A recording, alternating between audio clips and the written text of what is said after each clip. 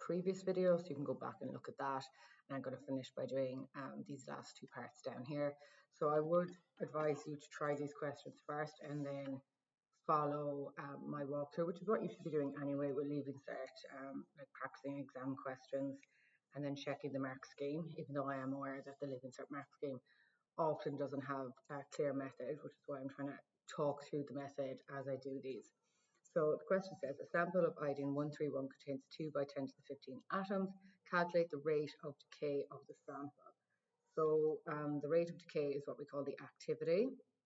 So there's a formula for that, and that is lambda, which in this case is representing the decay constant, and then times the number of remaining nuclei.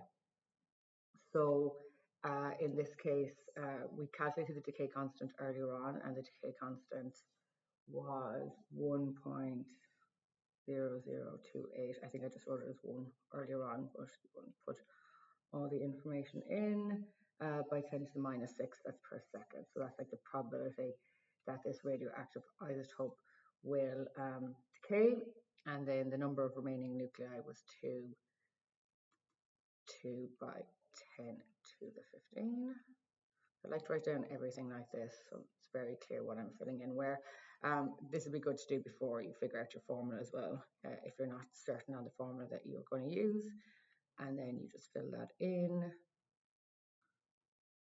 0.0028 by 10 to the minus 6 times 2 by 10 to the 15. Finish your calculator. So you can do that there as well. Pause the video, or just, I'm doing them at the same time, so I'm also conscious of not making the video too long. 2 by 10 to the 15. Okay, and we're going to get quite a big number. Mine hasn't done it in standard form, so I'm just going to change it one.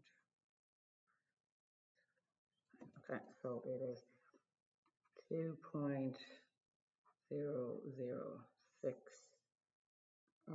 by 10 to the 9. 10 to the 9, and then that's per second.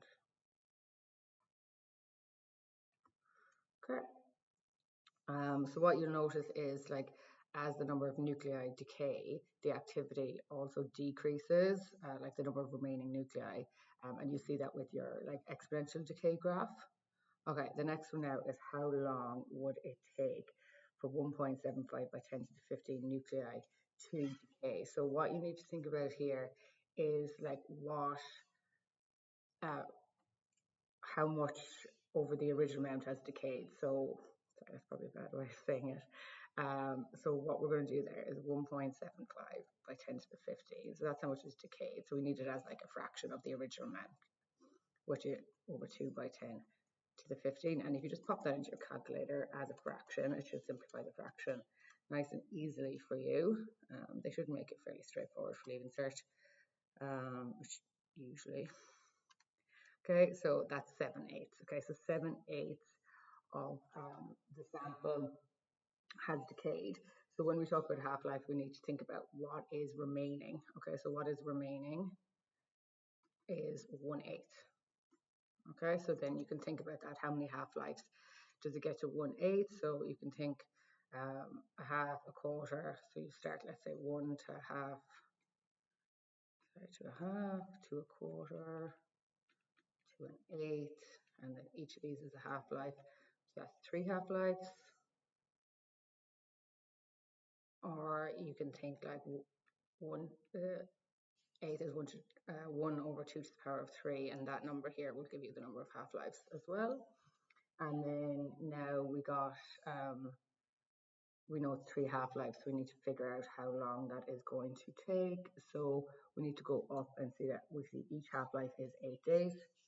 So if each half-life is 8 days, it's going to be 8 times 3 is equal to 24 days.